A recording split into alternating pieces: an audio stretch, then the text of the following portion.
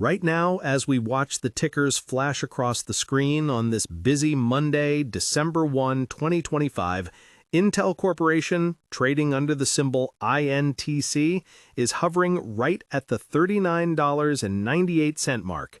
We are seeing a pullback of approximately 0.56 points, or roughly 1.42% in intraday trading, digesting the massive move we witnessed during the holiday-shortened session last Friday. If you are looking at your screen, you might see it oscillating between $39.90 and $40.05, struggling to hold the psychological $40 level after opening this morning near $39.86. The volume is heavy, already crossing 36 million shares, indicating that the institutional fight for direction is well underway. This is not just a standard red day, this is a consolidation event following one of the most aggressive single-day repricing actions we have seen from Intel in the last 12 months. The market is catching its breath, and that is exactly where the opportunity for analysis lies. Most investors looking at this red ticker today are probably feeling a mix of confusion and hesitation.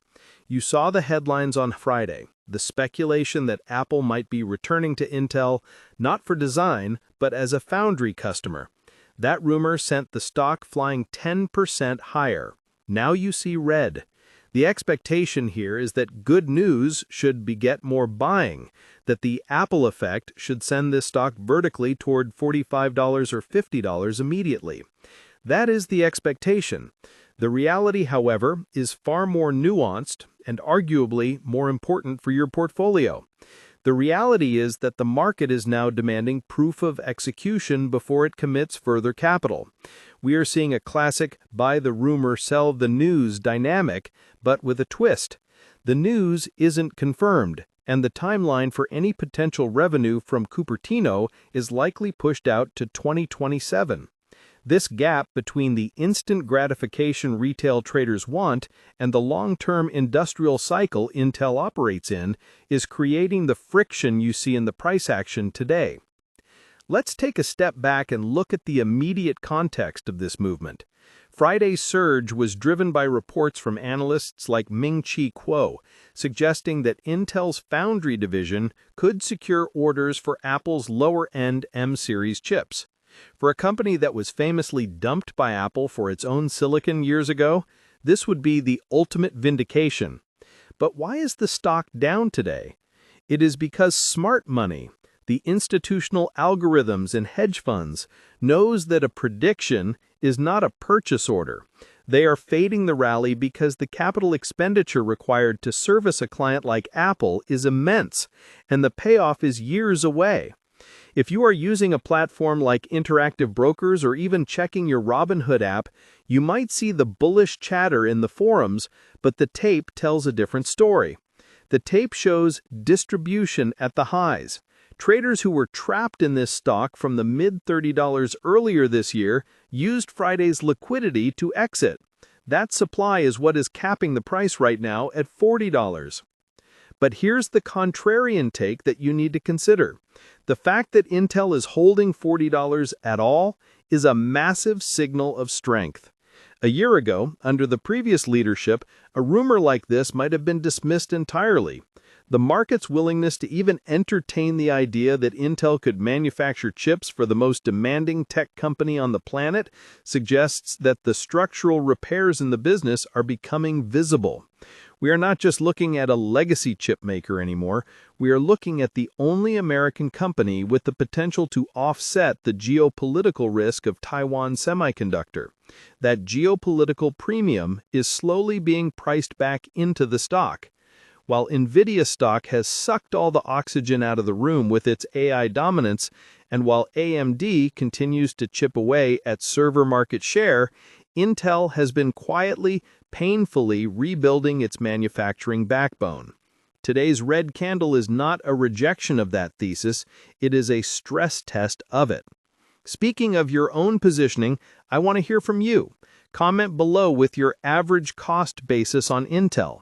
Are you holding bags from the 50s, or did you manage to snipe the lows in the 20s during the capitulation phases? I am genuinely curious to see where the retail sentiment sits right now. Now, let's examine the broader picture of what has happened over the last year to get us here. It has been roughly 12 months since Pat Gelsinger retired in December 2024. That was a moment of maximum uncertainty.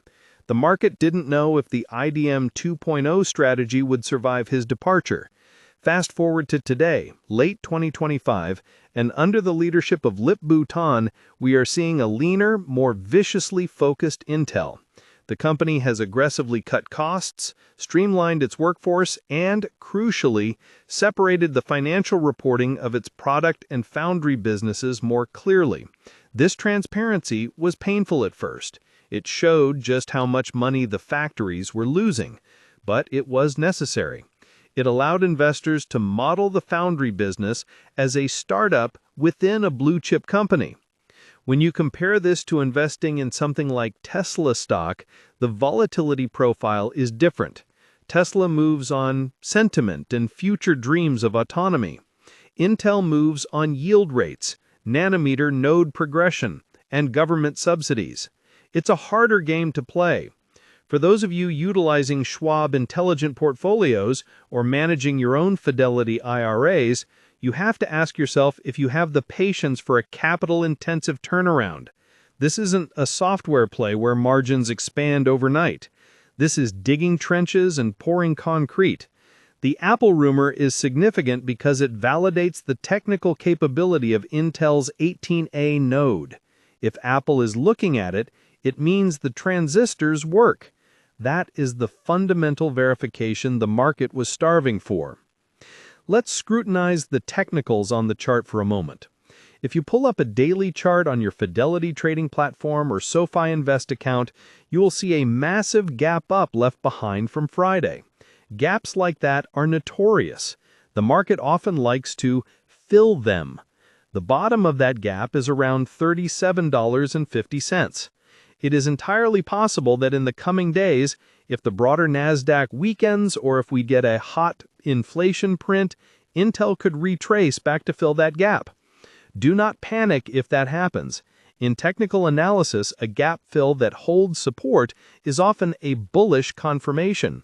It shakes out the weak hands who chase the news and transfers ownership to long-term believers.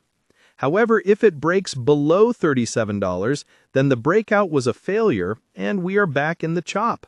Conversely, if we can close above $41 this week, it opens the door to the $42.50 resistance level, which has been a ceiling for this stock for over 2 years.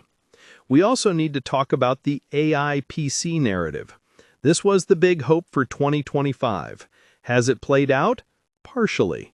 The release of Panther Lake and the integration of neural processing units, or NPUs, into the core consumer lineup has helped stabilize the client computing group. The PC market isn't dead, it's just cyclical, and we are entering a refresh cycle driven by corporate upgrades to Windows 12 and AI-capable hardware. Intel still owns the dominant market share in corporate laptops.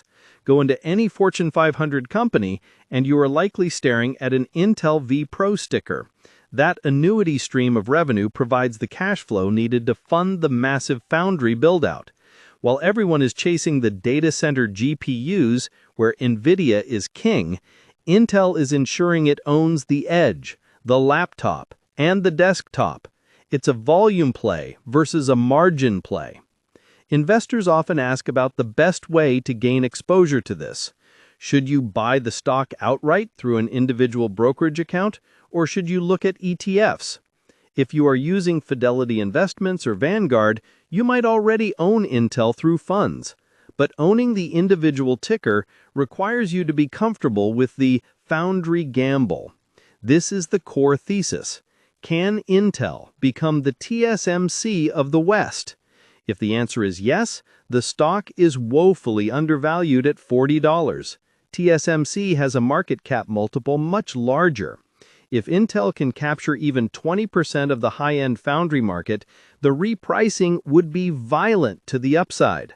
If the answer is no, if yield issues persist, if customers like Apple walk away, then the company risks being broken up. That is the binary risk you assume. Let's discuss the competition. It is impossible to analyze Intel without looking at AMD and NVIDIA. For the last 5 years, AMD has been the cooler, faster, more efficient younger brother. They executed flawlessly on TSMC's silicon. But notice the shift in tone recently. AMD's gains are becoming harder to come by as they saturate their addressable market. NVIDIA is in a league of its own, but its valuation is priced for perfection. Intel is priced for disaster. Value investing, the kind taught by legends and utilized in many Schwab Intelligent Portfolios models, is about buying dollar bills for 50 cents. At $40, with the assets Intel owns, the fabs in Arizona, Ohio, Germany, Israel, you are buying tangible infrastructure at a discount, provided they can fill